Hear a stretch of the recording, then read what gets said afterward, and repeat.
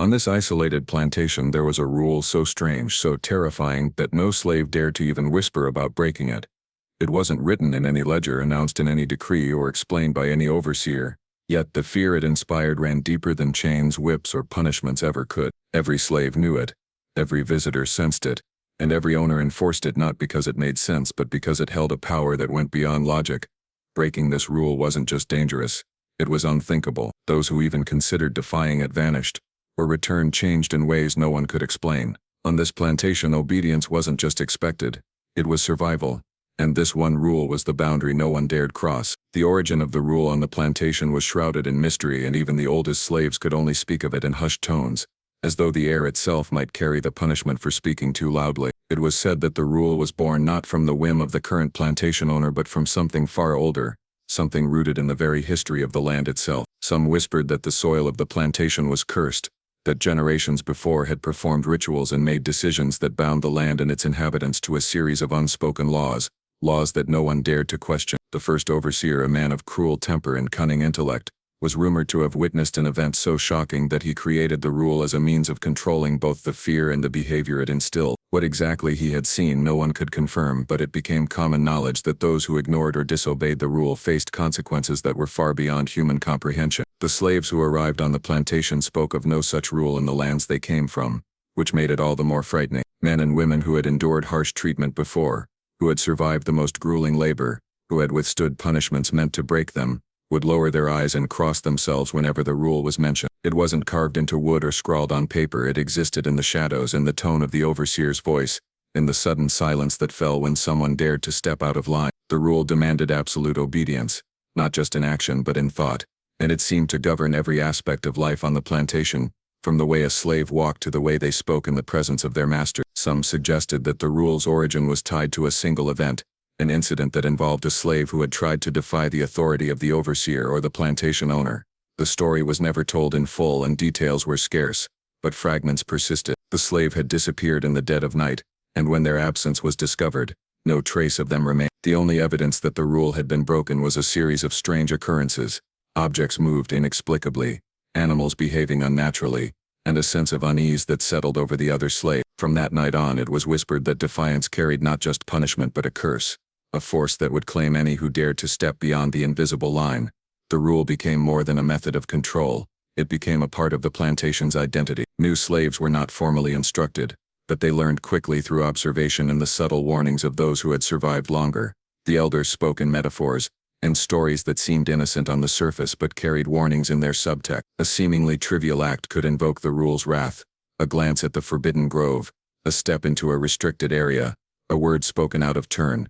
These minor transgressions were enough to instill fear, enough to ensure that the rule was obeyed without the need for physical enforcement. And yet, despite the lack of tangible explanation, the consequences felt real to all who lived under its shadow. Some scholars later suggested that the rule might have origins in superstition, a way for the overseers to maintain order when cruelty alone could not ensure compliance. Others argued that it was a psychological tactic, a form of terror that predated the modern understanding of trauma, embedding fear so deeply that it became instinctive. Whatever its beginnings, the rule shaped the plantation in every imaginable way. Slaves adjusted their routines, their speech, their gestures, all in ways meant to avoid even the hint of disobedience. The rule became a lens through which life itself was filtered, and breaking it was unthinkable, not because of explicit threats, but because of the invisible, omnipresent sense of danger that it carried. As time passed, the origin story of the rule became distorted, entwined with the fears and imaginations of those who lived under it. Some claimed that the first overseer had made a deal with forces unknown, exchanging the souls of the disobedient for the plantation's prosperity. Others said that the land itself would react violently to defiance, that it had a memory, a consciousness that punished any who tried to manipulate or escape it. These tales, told in whispers by candlelight or beneath the cover of night, reinforced the rule's authority. Slaves spoke of signs, shadows that moved without bodies, sudden chills or unexplained noises, as evidence that the rule had eyes and ears of its own, watching, waiting. The rule's origin, therefore, was never merely a historical fact. It was a living presence, a force intertwined with the land, the overseers, and the slaves themselves. Even the most skeptical among the older slaves eventually came to recognize that obedience was not merely advisable but necessary. Questioning the rule was not permitted, and even imagining a challenge to it felt dangerous. Children born on the plantation learned of it instinctively, sensing boundaries they could not articulate, sensing the line they must never cross. It was a silent education, an inherited fear that required no explanation, no formal training, no reinforcement beyond the ever-present shadow of consequences. There were those who attempted to trace the rule back to its earliest days, sifting through records, letters and ledgers, hoping to understand the reasoning of the first overseer or the intentions of the plantation owner. But the deeper they delved, the more elusive the truth became. Accounts contradicted one another, details were vague, and in every story there lingered a suggestion of something beyond ordinary human understanding. The rule seemed to predate reliable documentation, existing in memory and behavior rather than ink and paper, and in that intangibility lay its power. It could not be destroyed or rewritten, only obeyed or feared. Every generation of slaves contributed to the rule's origin in its own way through fear, superstition and experience. They preserved it, whispered it, and ensured that its power remained unbroken. The first traces of rebellion were quickly erased, leaving only those who understood that the rule was beyond negotiation, beyond reason, and beyond any form of casual defiance. It was as if the plantation itself had taken on a consciousness, aware of who followed the rule and who did not, rewarding compliance, and punishing thoughtless curiosity. Even the plantation owners, though they enforced the rule, seemed to understand that it was greater than any one person's authority. The rule existed independently, almost organically, shaping events without direct intervention. Slaves noticed patterns, subtle consistencies, and eerie coincidences, but no one could explain them. The origin of the rule therefore became intertwined with the plantation's identity itself, inseparable from the land, the labor and the fear that permeated every corner. It was a rule born not merely of human cruelty but of something more pervasive, something that transcended explanation, that dictated behavior in a way that no whip, threat or punishment ever could. It was this untraceable, almost mystical origin that gave the rule its enduring power. Slaves who lived under it did not need proof of its consequences to believe in it. The stories of those who had vanished, the subtle warnings of those who had survived, and the oppressive atmosphere that filled every corner of the plantation were enough. The rule was older than the current overseers, older than the plantation itself in some senses, and it demanded respect, vigilance, and unwavering obedience. Its origin was the seed of a fear that grew into an unbreakable authority, and in understanding that seed, one could begin to see why no slave, no matter how desperate or rebellious, had ever dared to defy it. The consequences of breaking the rule were a subject of hushed whispers and fearful speculation among the slaves, and though no one could fully explain them, everyone understood their gravity. The very idea of defying it was enough to make even the bravest men and women tremble. Some spoke of sudden disappearances, others of accidents so bizarre they seemed impossible, and a few recounted changes in the behavior of the land itself. Crops would fail, animals would become restless or aggressive, and the air itself seemed to grow heavier, as though the plantation had sensed the act of rebellion and was responding in kind. The fear of these consequences was reinforced, not by punishment alone, but by the eerie inevitability with which they occurred. No one who broke the rule ever returned unchanged. Those who survived carried a shadow with them, a mark that made others recoil and ensured that the lesson was learned by all who witnessed it. Stories of these consequences circulated quietly, often carried in fragments from one generation to the next. The older slaves who had endured years under the rule became the unofficial guardians of its memory. They spoke in riddles and metaphors, warning the young without giving details that might tempt them to test the boundaries. One tale told of a man who ignored a warning to avoid a certain part of the plantation. By the next day he was gone, leaving behind only his tools, his shoes, and the lingering sense that something unnatural had claimed him. The witnesses did not see what happened, but the memory of his disappearance was enough to instill a terror that no overseer's whip could ever replicate. The rule had become a force beyond human law, a presence that demanded obedience and punished curiosity with unerring precision. Even minor infractions were said to carry consequences, though these were subtler and often psychological. A whispered word out of place might lead to nightmares that haunted a slave for weeks, vivid dreams filled with threats and shadows. A glance toward a forbidden area might trigger sudden illness or paralysis that left one bedridden for days. The consequences were not always immediate, which made them even more terrifying. The rule seemed to observe, calculate, and strike only when its impact would be most profound. Slaves learned to read signs in animal behaving strangely, a sudden chill or a subtle shift in the plantation's rhythm, each signaling that someone had crossed a boundary that was invisible but unbreakable. Over time, the stories of consequences became almost mythic, blending truth with fear until it was impossible to separate fact from legend. Some said that the first overseer who had established the rule had invoked forces beyond human understanding, and that the punishments were administered by these forces rather than by others insisted that the land itself had absorbed the anger, the despair and the suffering of generations, and that it acted like a sentient being to protect the boundaries imposed by the rule. Slaves spoke of shadows moving independently of any person, of voices that whispered warnings in the dead of night, and of objects being displaced in impossible ways. Every tale reinforced the notion that breaking the rule was not a matter of choice but a threat to life itself. The physical and psychological toll of these consequences shaped the daily existence of those who lived on the plantation. Slaves became hyper-aware of their surroundings, monitoring the reactions of both animals and humans for any sign of impending danger. They learned to adjust their behavior constantly, moving silently, speaking softly, and avoiding certain areas entirely. The rule dictated the rhythms of life, the timing of chores, the routes taken across the fields, and even the way one slept at night. Those who strayed too far from compliance faced consequences that were as much about fear and isolation as about punishment. A single act of defiance could result in weeks of ostracization, subtle forms of humiliation, and the persistent knowledge that the rule's unseen eye had marked them. Witnessing the consequences also played a crucial role in maintaining obedience. Slaves who had never considered breaking the rule were forced to confront its power through observation. The disappearance of a neighbor, the inexplicable injury of a coworker, or the sudden madness of someone who had ignored a warning served as living proof that the rule was absolute. These events were recounted in whispers at night, around the smallest of fires, or while working in isolation, ensuring that every slave internalized the lesson without ever needing to test it themselves. Fear became the glue that bound the community together, an invisible chain that reinforced the rule even in the absence of direct supervision. Some of the consequences were so subtle that they could only be perceived over time, shaping not just individual behavior but the collective consciousness of the plantation. Patterns emerged.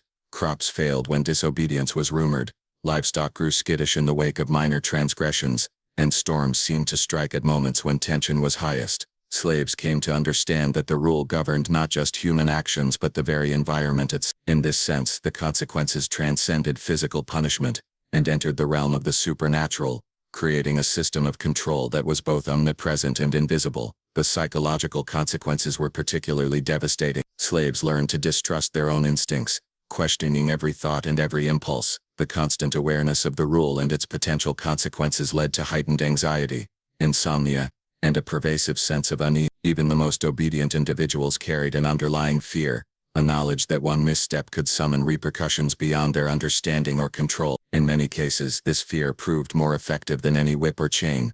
It created a self-policing population, each person ensuring their own compliance, and by extension the compliance of others. Attempts to challenge or circumvent the rule often resulted in amplified consequences. Those who tried to question it openly, or who mocked its power, found themselves subjected to a series of events that seemed deliberately designed to enforce obedience. A young woman who had joked about the rule one evening reportedly awoke to find the entire cabin rearranged, her belongings scattered, and a sense of being watched that would not leave her for weeks. She never spoke of it again, and others treated her experience as a cautionary tale. These subtle, indirect punishments created a culture of reverence and fear, ensuring that the rule remained unbroken, not because of immediate physical threats, but because of the psychological weight it carried. The consequences extended beyond individuals to influence the social dynamics of the plantation. Compliance became a measure of trustworthiness, while any hint of curiosity or defiance marked a person as dangerous. Slaves monitored one another, both to protect themselves and to ensure collective survival.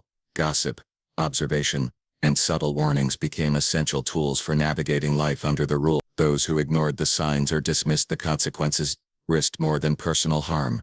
They endangered the fragile balance that allowed others to live with some measure of safety. The rule's reach was total, shaping every interaction, every thought, and every movement within the plantation. Stories of the consequences were passed down not just as warnings but as a way of maintaining control without constant oversight. The rule operated like a living entity, using fear as its enforcer and reputation as its mechanism of enforcement. Each disappearance, each strange accident, and each unexplainable event reinforced its authority. Slaves understood that the consequences were real, immediate, and often irreversible. The rule demanded obedience not through argument or reason, but through the undeniable evidence of its power, a power that had been cultivated for generations and maintained through silence, vigilance and terror. The combination of real and rumored consequences created an environment where compliance was instinctive. New arrivals quickly learned that the rule was absolute, and even those who had survived other forms of hardship recognized its singular potency. The fear of consequences shaped not only individual behavior, but the collective consciousness of the plantation. Over time, this fear became a part of daily life, woven into the fabric of routine, relationships and survival. It was no longer a matter of choice. The consequences were a constant, inescapable presence that dictated every action and ensured that the rule remained unbroken, unquestioned and ever powerful. The way slaves communicated the rule to each other was as subtle as it was vital, and it became a language of its own, unspoken yet universally understood. Words were chosen carefully, gestures held meaning far beyond their apparent simplicity, and silence often spoke louder than any declaration. New slaves arriving on the plantation were observed closely by the older ones, who gauged their understanding, patience and fear, before deciding how much to reveal. The rule could not be explained outright, for to speak too plainly was to invite danger. Instead, it was conveyed through stories, hints, and the careful shaping of behavior. Even the tiniest deviation in posture, the wrong glance or a misstep could betray ignorance of the rule, and those who failed to learn quickly were often reminded of its power in ways that needed no words. Observation became the primary tool of education. Younger and newer slaves learned by watching the reactions of others, noting which areas of the plantation were avoided, how elders moved when the overseer approached, and the way certain tasks were performed with almost ritualistic precision. The rule was embedded in every action: the timing of the work in the fields, the way water was drawn from the well, the routes taken to the barns, and even the smallest interactions with animals. Slaves who failed to notice these subtleties risked attracting the attention of both overseers and the invisible force of the rule itself. Over time, this observation became instinctive, a silent vigilance that shaped every movement and glance. Storytelling was another method of transmission.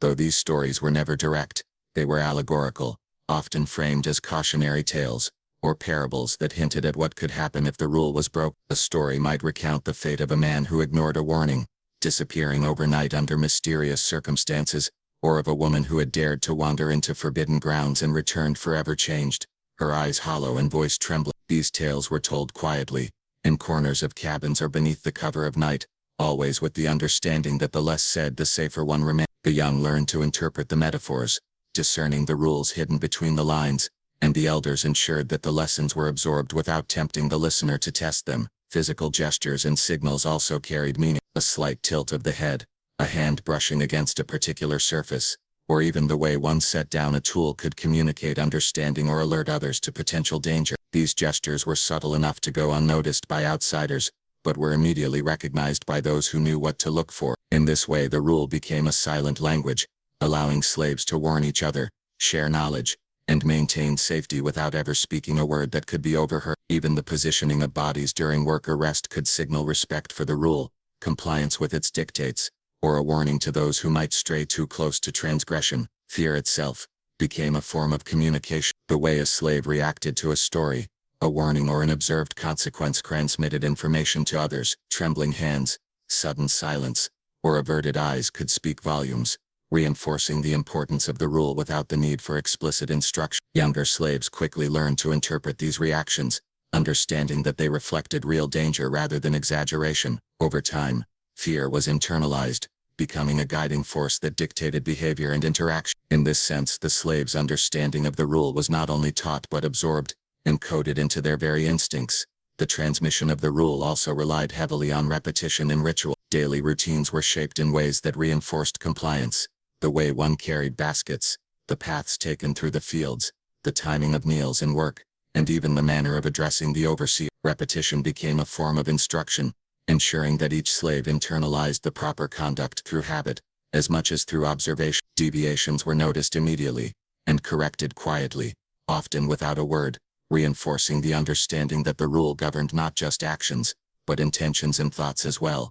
Silence was perhaps the most powerful method of communication. Slaves often refrained from discussing the rule openly, even with one another, speaking only in hints or leaving certain aspects unspoken. The unspoken nature of the rule amplified its power, creating a shared understanding that required no confirmation. A glance, a pause, or a gesture could convey volumes, and those who recognized these signals gained insight into what was acceptable and what was forbidden. The silence also served as a protective measure, for speaking too freely could draw the attention of the overseer or invite the consequences of disobedience. Trust was central to this communication. Slaves had to discern whom they could confide in and whom they could not. Sharing knowledge of the rule with the wrong person or testing someone's understanding too quickly could have disastrous consequences. This necessity created a network of subtle alliances and hierarchies based on knowledge, observation, and mutual respect for the power of the rule. Those who had survived longer became mentors, guiding the newcomers through indirect lessons, warnings, and signals,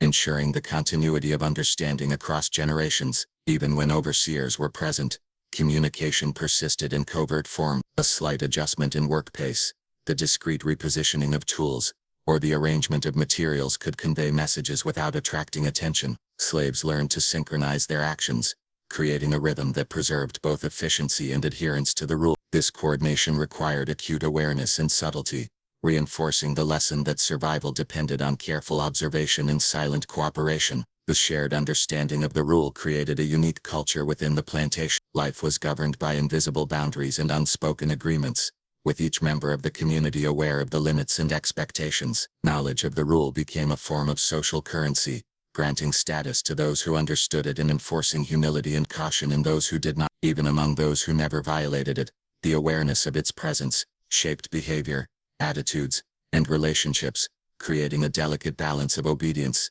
fear, and respect that permeated every aspect of life. Slaves also developed coded language to discuss the rule indirectly, using metaphors, nicknames, or veiled references that could only be interpreted correctly by those familiar with its nuances. These linguistic tools allowed them to warn, instruct, or share experiences without revealing the specifics to outsiders or to those deemed untrustworthy. Over time, this code became second nature, an intuitive layer of understanding that allowed the community to function within the strict boundaries imposed by the rule. In essence, the communication of the rule was a sophisticated system that blended observation, storytelling, gesture, silence, ritual, and coded language.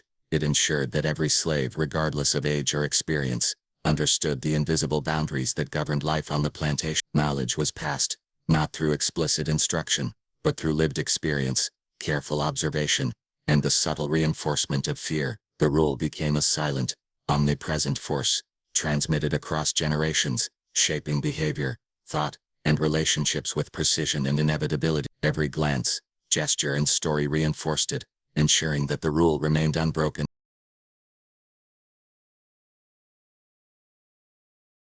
Outsiders and visitors who came to the plantation often sensed something was wrong, even if they could not articulate it.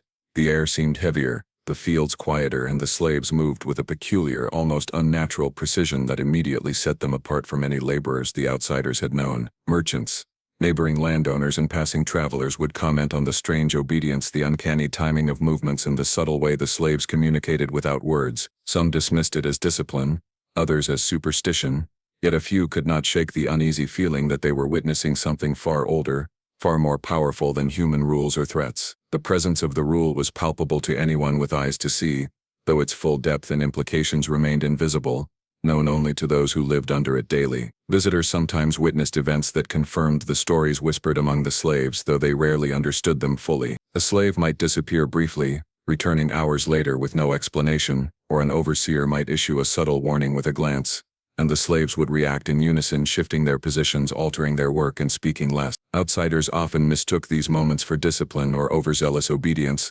unaware that the reactions were tied to the invisible consequences of the rule. Even brief encounters with the plantation's inner workings revealed hints of the power it held, creating a tension that outsiders could feel but could not name. Some visitors were bold enough to ask questions, and their inquiries were met with cautious silence, careful evasion, or half-truths. The plantation owner, often aware of the rule but unwilling to speak of it openly, would deflect with polite explanations, claiming it was tradition, superstition, or the unique personality of the overseer. Yet in their eyes a flicker of fear or unease could be detected, betraying the truth they refused to admit. The rule existed above human authority, and even those in power recognized that it could not be fully controlled, only respected, observed, and enforced indirectly. Merchants and neighbors sometimes attempted to probe the boundaries, offering gifts, questioning labor practices, or suggesting changes. Each time, the subtle, almost imperceptible shifts among the slaves warned the outsiders that some unseen line had been approached. Animals would react strangely, the wind would shift, and a silence would settle over the fields that made conversation difficult. The more the outsiders pressed, the more the plantation seemed to assert itself, demonstrating that the rule was not merely a matter of instructions but an omnipresent force that governed every action and reaction within its domain. Some visitors unwittingly became participants in the rule's enforcement. A man might gesture toward a forbidden grove without understanding its significance, or speak lightly about a topic that had been carefully avoided. Within moments, the slaves around him would respond, subtly correcting his behavior, redirecting his attention, or ensuring that he did not stray further. These actions were seamless, almost imperceptible to the untrained eye, yet they carried the weight of generations of fear and obedience. The outsiders, often bewildered, left with an impression that the plantation operated according to a logic they could not grasp, one that demanded compliance without explanation. In rare instances, visitors witnessed phenomena that defied explanation entirely. Crops might wither overnight in sections of the fields where a warning had been ignored, or livestock might behave aggressively toward a guest who unknowingly provoked the rule. Even the land itself seemed to react, with sudden changes in weather, inexplicable noises, or shadows that moved independently of their sources. These events were interpreted differently by each observer. Some attributed them to superstition or coincidence, others to the peculiar training of the slaves, but a select few left with a lingering dread that suggested something far older and more powerful than human authority governed the plantation. Travelers who lingered long enough to observe the daily routines began to recognize patterns in behavior. Slaves would take the same paths, perform the same tasks in the same order, and communicate with one another through subtle gestures and glances. Outsiders sometimes assumed these patterns were merely the result of discipline, yet the synchronicity went beyond anything they had witnessed elsewhere. It was as if the plantation itself imposed a rhythm, a strict order, and the rule acted as both conductor and enforcer. Deviations were quickly corrected, often before the overseer even noticed, suggesting that the slaves were monitoring one another and the environment with a precision born of necessity and fear. Some visitors tried to test the limits, intentionally provoking or questioning the slave. These attempts often resulted in immediate, though subtle, corrections. A man might lean too close to a restricted area, and find himself redirected by a worker who spoke softly or gestured imperceptibly. A woman might comment on the timing of tasks and receive an uneasy glance that froze her words mid-sentence. In these moments, outsiders sensed that there was more at play than discipline, that the plantation operated under rules and consequences beyond human comprehension. The unspoken understanding among the slaves, their synchronized responses, and the eerie coincidences made it clear that the rule had a presence that extended even to those who were not bound by it. The few outsiders who attempted to record their observations often found their accounts incomplete or confusing. Details seemed to slip away, events were remembered differently each time they were recounted, and the plantation appeared to resist. Some suggested that the land itself or the rule's influence obscured the truth, ensuring that only those who lived within its boundaries fully understood it. Even those with a scientific or rational mindset could not reconcile the observable order, the precise communication and the subtle consequences with any explanation that did not involve a form of unseen authority. Ultimately, the presence of outsiders reinforced the rule's power. The need for discretion and caution intensified whenever strangers were near,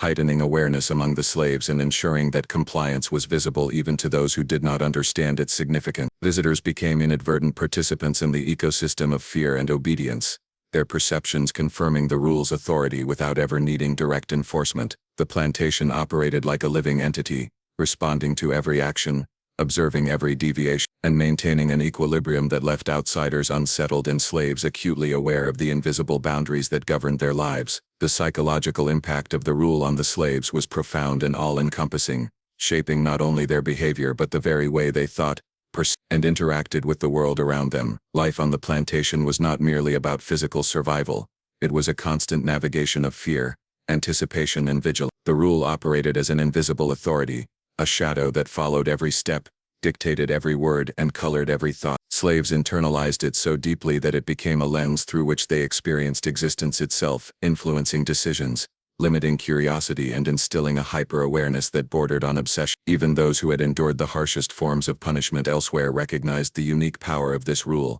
for it affected not only the body but the mind, turning obedience into a reflex and fear into a constant companion. At the most basic level, the rule created a persistent sense of anxiety. Every glance, every sound, every movement was scrutinized, not only by overseers but by the omnipresent awareness of the rule itself. Slaves learned to anticipate consequences before they occurred, adjusting their behavior preemptively in ways that required intense concentration and discipline. Tasks that might otherwise have been routine became exercises in vigilance. Walking across the fields, carrying water, tending to animals, or interacting with other slaves all required an acute awareness of boundaries that could not be seen but were always felt. This mental burden weighed heavily, often leading to exhaustion, heightened stress, and the subtle erosion of the sense of self. Fear, while constant, was not merely an emotion. It became a tool of internal regulation. Slaves monitored themselves and one another, ensuring that each action adhered to the invisible laws dictated by the rule. The awareness of consequences, whether immediate or delayed, physical or psychological, created a form of self-policing that was more effective than any overseer's supervision. Every decision carried the implicit question, what would the rule demand of me? The mind was always engaged in a delicate balance of compliance and caution, and even the slightest miscalculation could result in psychological torment, ostracization, or more tangible repercussions. The rule also shaped interpersonal dynamics among the slaves. Trust became fragile, for the consequences of misjudgment could affect not just oneself, but others, as well. A whispered comment, a careless glance, or a misinterpreted gesture could provoke fear, suspicion, and tension. Slaves developed intricate systems of observation and silent communication, constantly monitoring each other for signs of compliance or transgression. Those who were experienced became mentors, teaching newcomers the subtleties of behavior, gestures, and thought patterns required to navigate the rule's invisible boundaries. Yet even these mentors were cautious, for overexposure or misjudgment could place them in danger. In this environment, relationships were often shaped as much by fear as by camaraderie, and the psychological weight of the rule dictated not just individual behavior but the cohesion and functioning of the community as a whole. Sleep and rest were particularly the subconscious mind could not escape the rule, and dreams often carried the echoes of its demands. Slaves recounted nightmares in which they had violated the rule, been watched, or suffered consequences too terrible to describe. Even those who slept in the same cabin as others were often on edge, aware that a single movement, whisper, or sigh could draw attention. The mind remained vigilant, anticipating threats both real and imagined, and this heightened state of awareness became habitual, persisting even when the direct influence of the overseer or the land was absent. Over time, the psychological effects became a defining feature of existence, shaping perception, reaction, and understanding of the world itself. The rule also had a profound effect on self-perception and identity. Slaves were not only aware of the rule's demands but internalized them as a measure of their own worth and survival. Obedience was not merely a strategy for avoiding punishment, it became a metric of competence, intelligence, and adaptability. Those who failed, even unknowingly, were seen as reckless or foolish, and the shame and fear associated with transgression could linger long after the immediate consequences had passed. Individuals began to judge themselves constantly, evaluating every thought, gesture, and decision against the invisible standards set by the rule. This internalization of authority created a psychological architecture in which the rule governed not only external behavior but the inner life of the mind. Social learning was deeply intertwined with these psychological effects. Observing the reactions of others provided lessons more powerful than any instruction. The disappearance of a neighbor, the sudden illness of a colleague, or the subtle changes in demeanor of those who had narrowly escaped punishment, served as constant reminders of the rule's authority. Fear was transmitted generationally, with elders ensuring that newcomers understood the consequences through observation, story, and subtle cue. This created a culture in which the rule's psychological impact was both immediate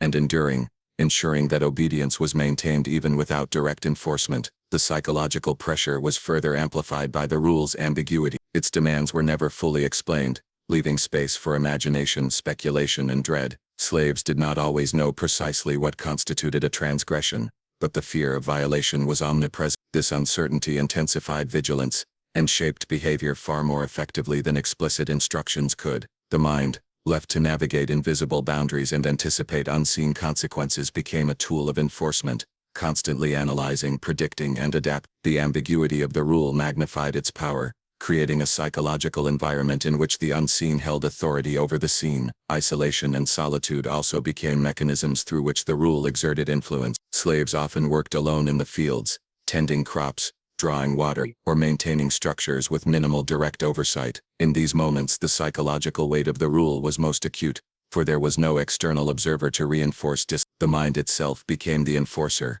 and every thought, gesture, and decision was filtered through the lens of compliance and fear. Slaves internalized the rule to such an extent that even in isolation, they adhered strictly to its dictates, demonstrating that the psychological impact was more potent than any physical threat or punishment. The rule's psychological effects extended beyond fear and compliance. It shaped creativity, imagination, and expression, channeling them into acceptable forms while suppressing impulses that might invite danger. Slaves developed subtle ways of signaling, communicating, and expressing individuality without violating the rule. Art, song, and movement became coded forms of communication, allowing some degree of self-expression while maintaining vigilance. Even these creative acts were constrained by the need to avoid provoking the rule's consequences, illustrating how deeply the psychological influence penetrated every aspect of life. Finally, the psychological impact created a sense of inevitability and helplessness. Slaves understood that the rule was not a matter of negotiation, choice, or discussion. It was an omnipresent force enforced by consequences that could be immediate or delayed,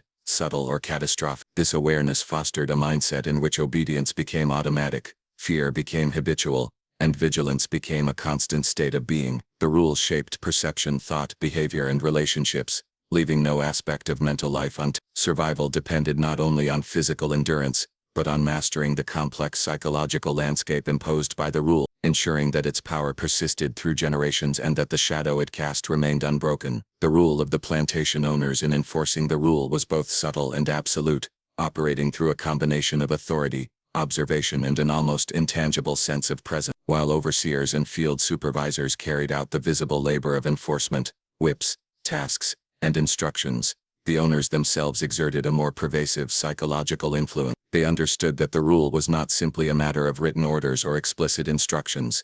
It was an invisible force that governed behavior through fear, superstition, and the collective understanding of those who lived under. Their role was to maintain the conditions that allowed the rule to function, to ensure that its power was respected, and to intervene only when necessary, for direct action often carried less weight than the mere perception of authority. Owners rarely needed to issue explicit commands regarding the rule. Their presence alone was enough to reinforce it. A glance from the veranda, a measured walk through the fields, or even a casual comment at a meal could serve as a reminder that the unseen boundaries were being observed. Slaves, attuned to these subtle cues, adjusted their behavior accordingly, performing tasks with precision and caution, avoiding certain areas and ensuring that no thoughtless action might provoke the rule's consequence. The owner's awareness of this dynamic was key. They cultivated the perception that the rule was greater than any single person, and that obedience was both expected and inevitable.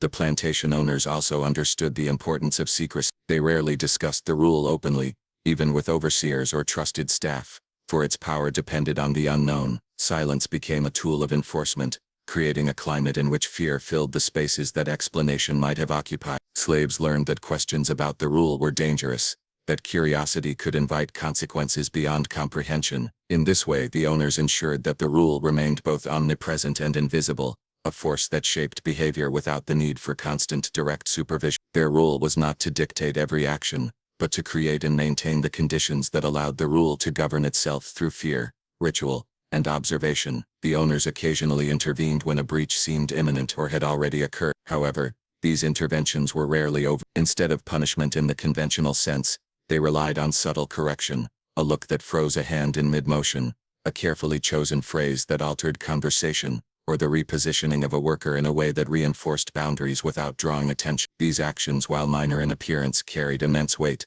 The slaves understood that even indirect enforcement reflected the owner's awareness of the rule's sacred authority, and this awareness ensured that the consequences were felt, even in the absence of direct action. Owners also monitored how the rule influenced interpersonal relationships among slaves. They recognized that the slaves themselves were enforcers in many ways, observing, correcting, and warning one another to maintain compliance. This self-policing reduced the need for overt supervision, but it also required that the owners maintain a careful balance, ensuring that no individual or group became powerful enough to undermine the rule. Through observation and subtle intervention, owners reinforced the hierarchy and the implicit boundaries, allowing the rule to continue functioning as an unseen yet unquestioned authority. The owner's involvement extended to cultivating the myths and stories that surrounded the rule. Tales of vanished slaves, mysterious punishments, and inexplicable occurrences were encouraged to circulate among the laborers, creating an atmosphere in which fear and superstition intertwined with obedience. Owners understood that the rule's power was magnified by imagination and rumor.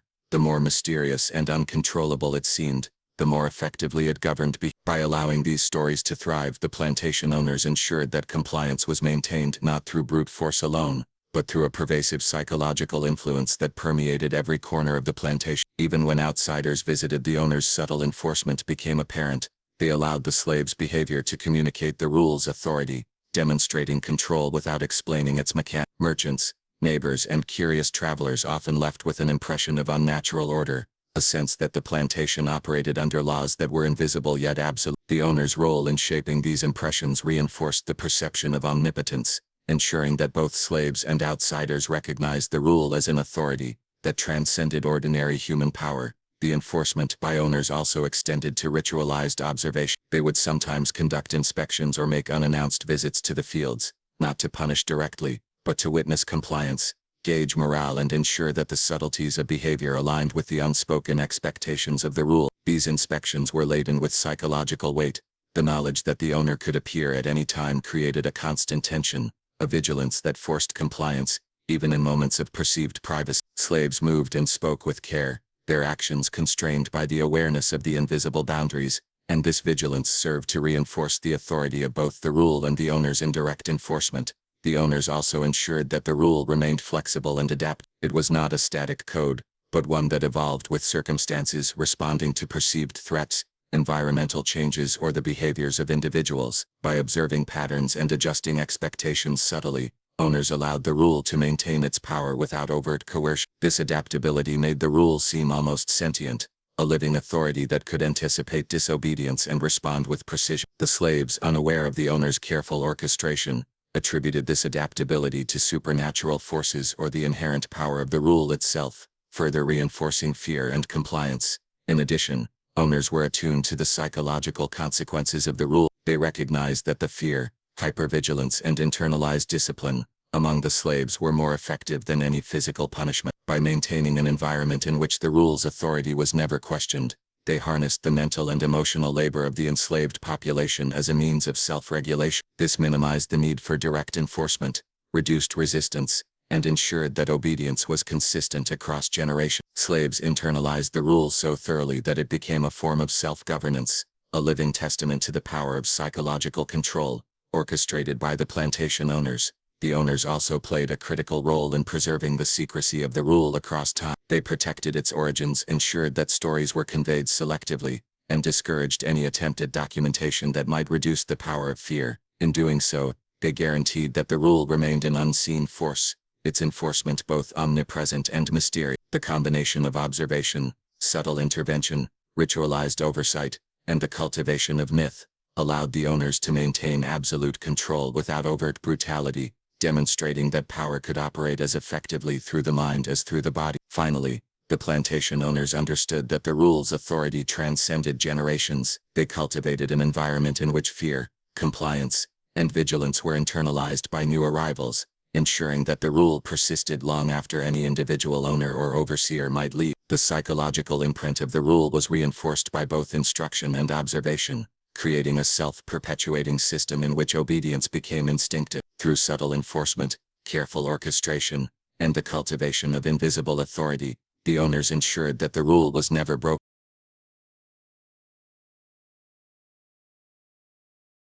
Stories of slaves who came close to breaking the rule were passed down in whispers, growing with each retelling until the details became both cautionary and almost mythical.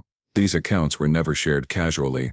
They were told in corners of cabins by the light of flickering lamps or beneath the cover of darkness in the fields, always with the unspoken understanding that speaking too loudly could summon consequences. Each story illustrated the power of the rule, the inevitability of its enforcement, and the consequences that could befall those who even considered defiance. The slaves who approached these boundaries were often intelligent, curious, or desperate individuals, yet despite their strengths they quickly learned that the rule was an authority far beyond human comprehension, and that survival demanded strict obedience. One recurring story told of a young man who had grown weary of the constant vigilance required by the rule. He had arrived on the plantation with experience in hard labor, accustomed to discipline and punishment, and believed himself capable of bending boundaries without consequence. For days he tested minor limits, speaking slightly out of turn, wandering closer to forbidden areas than permitted, and observing the reactions of those around him. At first the consequences were subtle, averted glances, whispered warnings, and small misfortunes,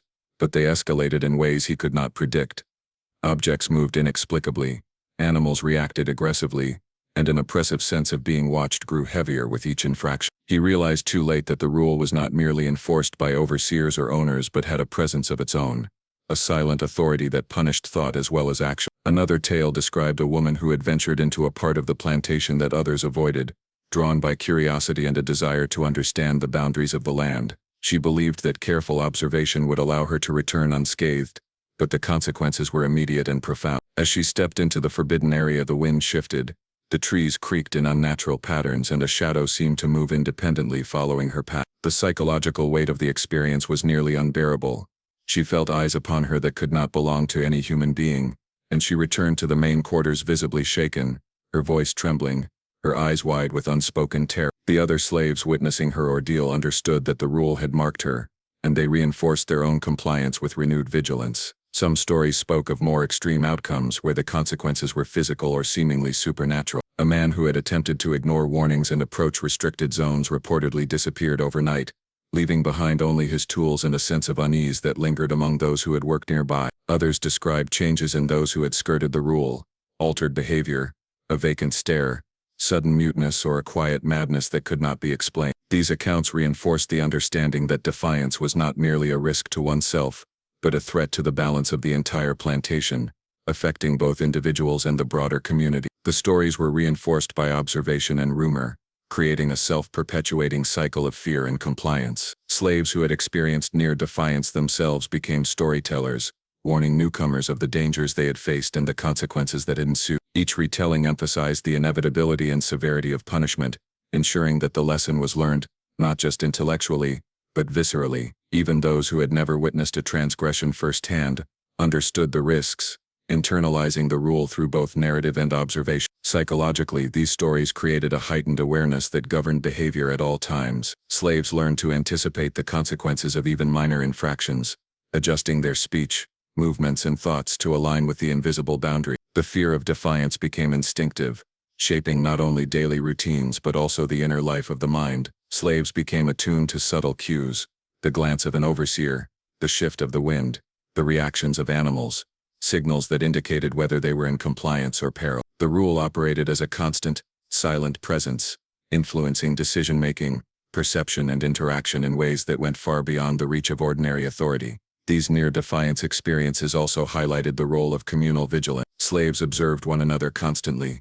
noting signs of hesitation, curiosity, or deviation. When someone approached the boundaries of the rule, others intervened subtly, offering warnings, guidance, or correction. This self-policing system reinforced compliance without direct intervention from overseers or owners, creating a culture in which the consequences of defiance were internalized and reinforced by the community itself. Stories of near breaking became teaching tools, examples of what could happen and why obedience was essential. The psychological consequences of near defiance were compounded by the ambiguity of the rule itself. No one could fully articulate what constituted a violation, and this uncertainty magnified fear. Slaves learned to interpret subtle signs, anticipate dangers, and adhere to patterns of behavior that were transmitted through observation, story, and ritual. The ambiguity made each near-defiance encounter intensely personal.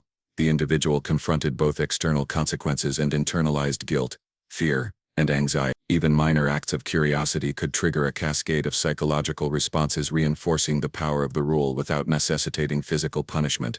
In some cases, these stories were deliberately amplified by overseers or owners to ensure compliance. A tale of a vanished worker or a haunted grove could be recounted in ways that highlighted the danger of transgression, emphasizing the inevitability of consequences and the supernatural weight of the rule. Slaves understood that the stories were both true and symbolic. They reflected real outcomes while also reinforcing the psychological framework necessary for obedience. The interplay of narrative, observation, and fear created a system in which near defiance was remembered and retold as a powerful deterrent, shaping behavior across the entire plantation.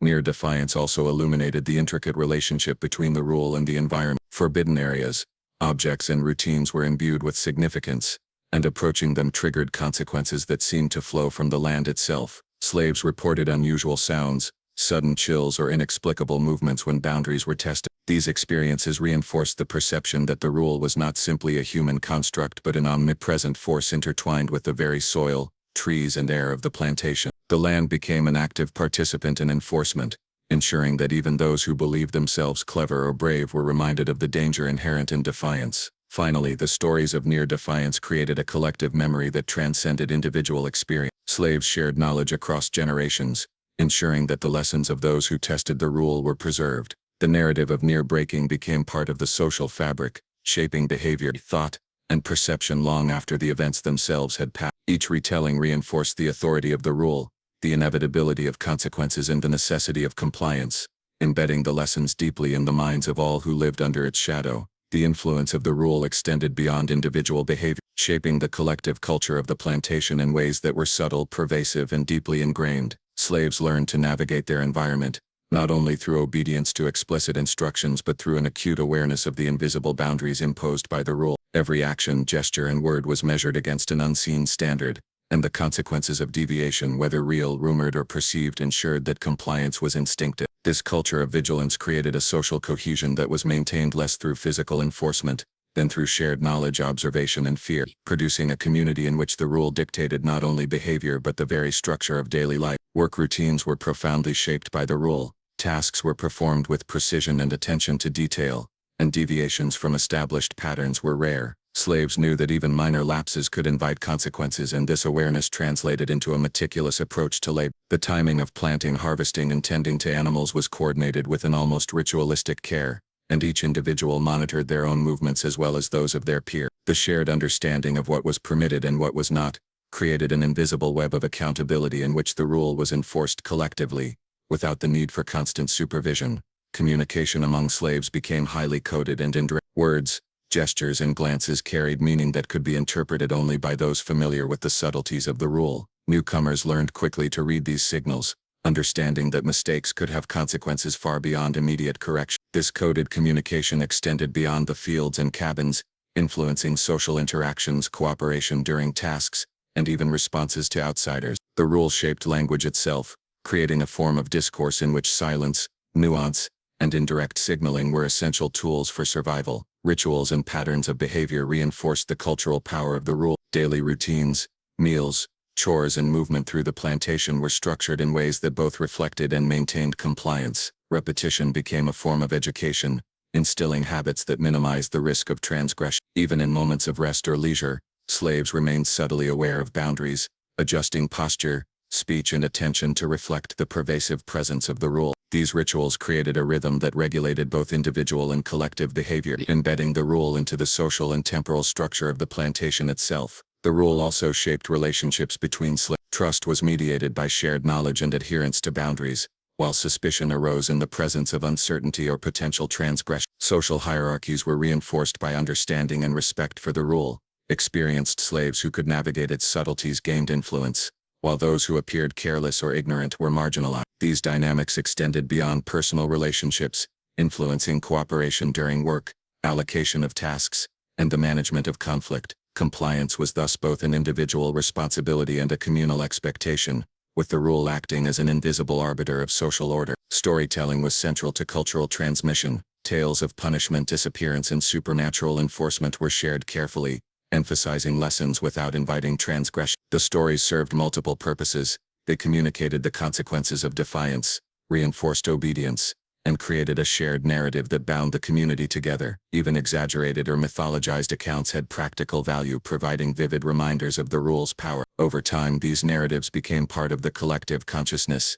shaping behavior across generations and embedding the rule deeply into the culture of the plantation. Observation and surveillance by peers reinforced cultural norms. Slaves monitored one another constantly, noting deviations in behavior, hesitation, or curiosity that might indicate risk. Subtle correction through gestures, warnings, or adjustment of tasks ensured that individuals remained aligned with expectations. This self-policing reduced the need for direct enforcement from overseers and amplified the psychological weight of the rule. Fear, compliance, and mutual accountability were woven into the social fabric, producing a culture in which obedience was instinctive and deviations were quickly corrected. The rule also influenced spiritual and superstitious beliefs. Slaves often interpreted its power through the lens of unseen forces, divine retribution, or ancestral authority. Folk tales, songs, and rituals incorporated elements of the rule, blending it into a framework that explained both natural and supernatural phenomena. This integration of the rule into spiritual and cultural understanding strengthened its influence, making it a guiding principle not only of behavior but of worldview. Compliance became intertwined with moral and existential considerations, further deepening its impact on daily life. Even interactions with the natural environment were shaped by the rule. Certain areas of the plantation were avoided, paths were chosen carefully, and patterns of movement were guided by an awareness of boundaries that were invisible but understood. Animals, crops and even weather became part of the system of enforcement, as unusual events were interpreted as signs of the rule's presence or warnings against potential transgression. Slaves learned to read these subtle cues, integrating environmental awareness into their daily routines and reinforcing the sense that the rule was omnipresent, extending its influence beyond human observation to the very land itself. The cultural influence of the rule extended to memory and history. Knowledge of past transgressions, near misses and consequences was preserved through stories, observation and communal practice. These memories created a continuity that ensured the rule remained authoritative across generations. Children learned indirectly through example, narrative and participation in daily routines, absorbing the lessons of the rule long before they could comprehend its full significance. The culture of the plantation was thus defined as much by this invisible system of authority as by physical labor, producing a society in which obedience, fear and vigilance were inseparable from daily existence. Education in this sense was not formal but experiential. Slaves internalized lessons through observation, repetition and participation in community life. The consequences of defiance, real, rumored or symbolic, reinforced these lessons continuously. By integrating the rule into every facet of culture, from labor and communication to spiritual belief and social hierarchy, the plantation ensured that the power of the rule was maintained without the need for constant physical enforcement. Compliance became instinctive, fear became habitual, and the rule itself became a living part of the collective consciousness. Even subtle behaviors were influenced by the cultural imprint of the rule. Posture, eye contact, tone of voice, and movement through space, all reflected an internalized awareness of boundaries. Minor infractions were avoided instinctively, often before conscious thought intervened. Slaves acted not merely out of fear of punishment, but from a deeply ingrained understanding of the consequences embedded in their shared culture. The invisible authority of the rules shaped perception, cognition and action simultaneously, demonstrating that cultural influence can be as powerful as physical constraint in governing human behavior. Through these mechanisms, the rule became a defining element of plantation life, shaping not only survival but the very essence of the social and psychological environment. It influenced labor, relationships, communication, belief systems and interaction with the environment. Its authority was reinforced by storytelling, observation, ritual and communal vigilance, producing a culture in which obedience was internalized and transgression was universally feared. Across generations, this cultural imprint ensured that the rule remained unbroken, its influence pervasive, and its presence invisible yet undeniable. The origins of the rule were shrouded in mystery, a subject rarely discussed and even less often fully understood. Some whispered that it had been established long before the current generation of slaves arrived, passed down through decades as an unbroken chain of fear and compliance. Others speculated that it originated with the founder of the plantation, a man known for his strict discipline and obsession with order, who had somehow embedded the rule into the very culture of the land. Regardless of its beginnings, the rule carried a weight that was timeless, influencing behavior and thought across generations. Its authority seemed to exist independently of human administration, a force that could not be altered, negotiated or ignored. The plantation itself seemed to breathe the rule into existence. Slaves reported that certain areas of the land had an almost magnetic quality, drawing attention while simultaneously warning them away. Trees, buildings and paths held significance beyond the practical, serving as markers for invisible boundaries that defined the scope of permissible action. Those who strayed too close experienced a mix of fear and disorientation, as if the land itself were aware of their intention. This connection between the rule and the environment reinforced the perception that the authority was not merely human but intrinsic to the plantation itself, a pervasive force that demanded respect. Slaves inherited knowledge of the rule through observation, storytelling and ritualized practice, ensuring continuity over time. Elders taught newcomers the subtle cues, gestures and behaviors required to avoid transgression, often through indirect means. Parables, allegories and veiled warnings conveyed lessons without explicit explanation, preserving both the secrecy and the power of the rule. Those who failed to absorb these lessons quickly found themselves subject to consequences, real or perceived, reinforcing the understanding that the rule was absolute and non-negotiable. The process of transmission ensured that each generation internalized the authority, creating a self-perpetuating system of compliance that could withstand the passage of time. Rumors of the rule's origins often intertwined with supernatural or mystical explanation. Some slaves claimed that the rule had been sanctioned by spirits, ancestors, or forces beyond human comprehension. Others suggested that it had been the product of intense discipline and cruelty, a social mechanism refined over decades to maintain control, whether grounded in the spiritual or the practical. These explanations reinforced the perception that the rule was greater than any individual and beyond the reach of ordinary defiance. This ambiguity enhanced the psychological power of the rule, ensuring that obedience was both rational and instinctive. The secrecy surrounding the origins also heightened the stakes of compliance. Slaves understood that the rule's power was partly derived from its unknown elements, and any attempt to uncover its beginnings or question its authority was considered dangerous. Curiosity was tempered by fear, as those who sought to probe the origins often encountered subtle consequences that reminded them of their limits. Over time, this cultivated a mindset in which obedience and vigilance became automatic, and the very history of the rule was encoded in behavior, ritual and observation rather than in explicit knowledge. The rule's endurance across generations demonstrated its adaptability. While methods of enforcement evolved in response to changes in labor, personnel and oversight, the core principles remained intact. Slaves who arrived as children learned to navigate the boundaries instinctively, and elders ensured that knowledge was passed down accurately, often through subtle correction and guidance rather than direct instruction. This adaptability reinforced the perception that the rule was alive, responsive, and omnipresent, capable of exerting authority even as circumstances changed. Incidents of transgression often served as reminders of the rule's origins and power. Stories of vanished slaves, unexplained punishments, or sudden misfortune were recounted in ways that emphasized continuity with the past. These narratives reinforced the perception that the rule had been established long ago and that its authority was not contingent upon any single overseer, owner or general. In this way, the history of the rule became inseparable from the lived experience of compliance, embedding fear, respect and vigilance into the social and psychological fabric of the plantation. The land itself acted as both teacher and enforcer of the rule's origin. Forbidden areas, hazardous paths, and restricted spaces were marked by subtle environmental cues, shifts in vegetation, patterns of animal behavior, or peculiar sounds that seemed to respond to human presence. Slaves learned to interpret these signs instinctively, understanding that the rule was encoded into the very fabric of the environment. Knowledge of these boundaries was passed down through observation and mentorship, creating a connection between the origins of the rule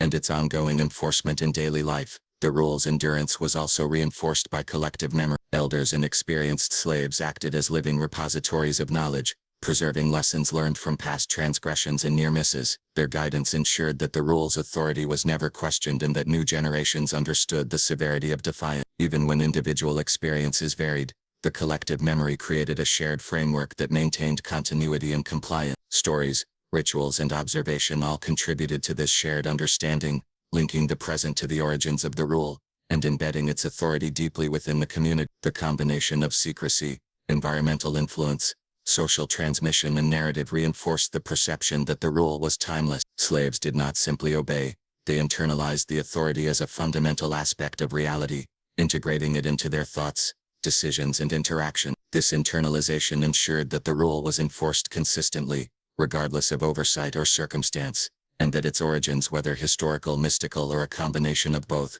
remained a source of awe and fear. Each generation inherited not only the lessons, but the psychological imprint of the rule, perpetuating a cycle in which knowledge, observation and fear ensured that obedience was instinctive. The rule's origins also contributed to the perception of inevitability. Slaves understood that it had existed long before them, that it had shaped the lives of countless others, and that it would continue to do so long after their own time. This sense of permanence amplified its psychological weight, reinforcing vigilance and discouraging attempts at defiance. The history of the rule became inseparable from its present enforcement, creating a continuum in which the authority of the past dictated the behavior of the present. Slaves were acutely aware that their survival depended not only on physical labor but on their ability to respect and internalize this unseen force that had existed for generations. Finally, the rule's origins served as a foundation for the psychological and social structures of the plantation. It was not merely a set of instructions but a guiding principle that influenced labor,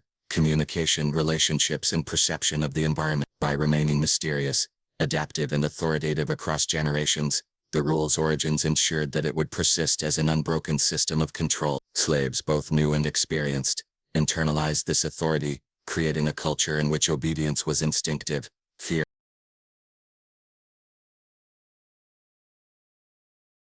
The consequences of breaking the rule were as varied as they were severe, and they served as the ultimate enforcement mechanism that ensured obedience throughout the plantation. These consequences were rarely uniform, often unpredictable, and sometimes shrouded in rumor and fear, which only amplified their psychological impact. Slaves understood that even minor acts of disobedience could trigger events that would reverberate through their lives and the lives of those around them. The rule functioned not only as a set of invisible boundaries but as an omnipresent authority capable of imposing punishment, instilling dread and shaping behavior without a single overt command. Physical punishments were among the most immediate and tangible consequences, yet they were often supplemented by subtler forms of correction. A slave might find themselves isolated from communal work, forced to labor in more dangerous or uncomfortable conditions, or subjected to tasks that reinforced their transgression. These punishments were calculated to create discomfort and fear without drawing excessive attention to the specific infraction, ensuring that the memory of consequences would remain vivid and serve as a warning to others. The psychological weight of these punishments often exceeded their physical impact, embedding the authority of the rule deeply into the mind. Some consequences were less visible but equally terrifying. Illnesses, accidents, or sudden misfortunes were frequently attributed to the violation of the rule. While the origins of these events were often unclear, the pattern was unmistakable. Those who tested boundaries experienced a disproportionate number of setbacks. The ambiguity of cause and effect reinforced the perception that the rule was both omniscient and inescapable, capable of observing and punishing acts of defiance that no human could witness directly. Slaves internalized this uncertainty, learning to anticipate consequences and to regulate behavior preemptively, ensuring compliance even in the absence of immediate oversight. Psychological consequences were particularly potent. The fear of violating the rule created a state of constant vigilance, in which slaves monitored not only their own actions but also those of their peers. Anxiety, hyper-awareness, and the anticipation of punishment shaped thought patterns and decision-making, producing a form of internalized discipline that was more effective than external enforcement alone. Even minor missteps could result in prolonged stress, sleepless nights, or social isolation, reinforcing the idea that the rule governed both the body and the mind. The cumulative effect of these psychological consequences was the creation of a self-policing community, in which the rule's authority was maintained continuously through collective awareness. The social consequences of breaking the rule were equally significant. Slaves who transgressed were often marginalized, mistrusted, or subjected to subtle ostracism. Their peers, who understood the stakes of compliance, might avoid them, refuse to cooperate, or subtly correct their behavior to prevent further transgression. This communal enforcement reinforced obedience, as the social cost of defiance became as pressing as the physical or psychological consequence. Relationships, trust, and cooperation were contingent upon respect for the rule, embedding its authority into the social fabric of the plantation and ensuring that enforcement extended beyond the reach of overseers or owners. Supernatural interpretations of consequences amplified their psychological impact. Stories circulated in which violators experienced events that could not be explained by ordinary means: disappearances, strange sounds, ominous shadows, or sudden misfortune. Whether real or imagined, these occurrences reinforced the perception that the rule possessed an almost mystical authority, capable of punishing thought and action alike. The fear of such consequences extended beyond the individual to the community as a whole, creating an environment in which obedience was instinctive and curiosity or defiance was tempered by an ever-present dread of unknown repercussions. Consequences also extended to the environment itself. Forbidden areas, objects, and tasks were carefully monitored by subtle cues that slaves learned to recognize. Straying into these zones could provoke immediate or delayed effects, from sudden discomfort to inexplicable events that reinforced the authority of the rule. Animals, weather, and other natural elements were often interpreted as instruments of punishment, embedding the rule's influence into every interaction with the land. Slaves came to understand that the environment was both teacher and enforcer, guiding behavior and maintaining boundaries through subtle, often terrifying signals. The unpredictability of consequences ensured that the rule remained unchallenged. Slaves could not calculate precisely what would happen if they transgressed, making even minor infractions dangerous. This uncertainty magnified fear, creating a psychological state in which obedience was not merely recommended but necessary for survival. Stories of past violators combined with direct observation and subtle correction created a system in which the consequences of defiance were immediate, remembered, and internalized. The rule functioned as both law and legend, shaping behavior through anticipation as much as through reaction. Consequences often reinforced the hierarchy within the slave community. Experienced slaves, those who had learned to navigate the boundaries successfully, were positioned as informal enforcers, guiding newcomers and correcting behavior subtly. The threat of consequence extended through these social structures, ensuring that compliance was maintained collectively. Those who failed to adhere risked both direct repercussions and social alienation, illustrating that the authority of the rule extended beyond individual transgressions to influence group dynamics, labor efficiency, and communal cohesion. In extreme cases, consequences were permanent or fatal. Stories of slaves who had disappeared, suffered irreversible injury, or descended into madness after defiance circulated widely, creating a shared awareness of the ultimate stakes. These stories were carefully recounted to emphasize caution, demonstrating the impossibility of escaping the rule's authority once boundaries were crossed. Even the mere rumor of such outcomes reinforced obedience, illustrating that consequences were not limited to immediate punishment, but could manifest over time, unpredictably, and with devastating effect. Consequences were also designed to maintain the secrecy and mystery of the rule. By avoiding explicit explanation, the owners and overseers ensured that fear was amplified by imagination and speculation. Slaves internalized the authority without fully understanding its mechanisms, creating a psychological environment in which obedience was automatic and transgression terrifying. The ambiguity of enforcement made the rule seem omnipotent, reinforcing its authority across both space and time and ensuring that compliance was maintained even in the absence of direct oversight.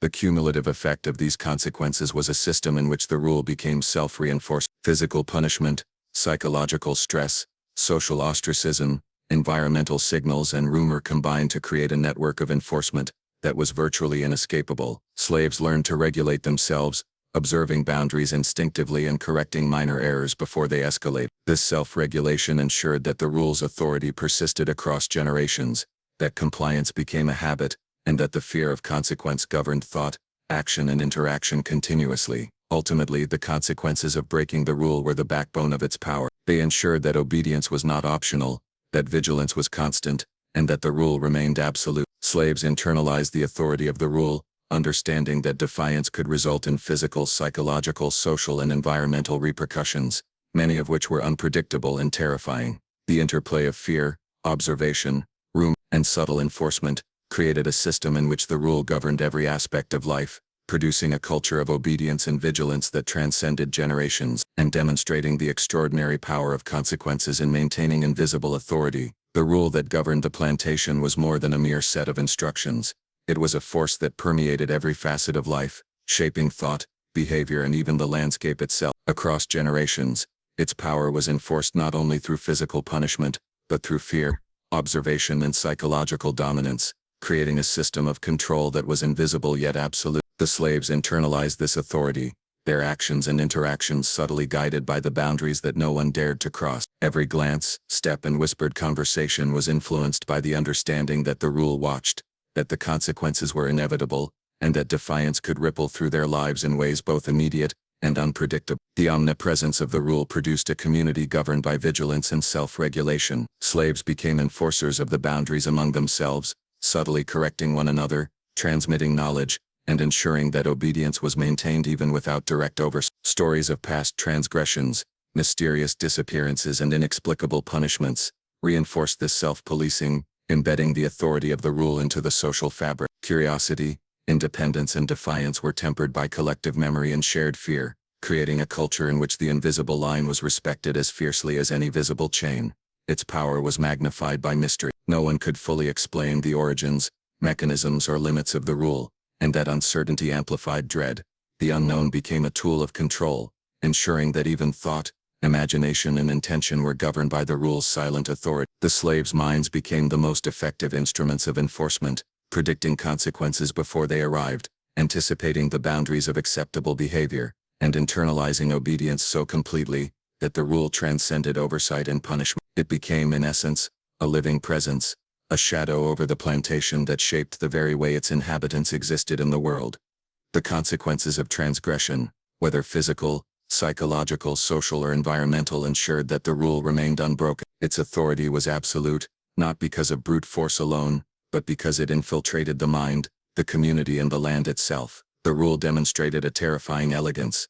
It required no constant oversight, yet its power was maintained effortlessly across generations. Even those who tested its boundaries learned, often too late, that defiance was never truly possible. Ultimately, the rule stands as a chilling testament to the ways in which control can extend beyond the visible, reaching into the deepest recesses of thought and community. It was a system where obedience became instinct, fear became habitual, and survival demanded constant vigilance. No slave could claim ignorance, no action could be taken lightly, and no place on the plantation was free from its shadow. It was not merely a rule, it was a presence, A force, a law of life that ensured compliance, maintained order, and demonstrated the extraordinary terrifying power of invisible authority. This was the rule that no slave dared to break, ever, and its legacy endured long after the overseer's eyes had shifted and the owner's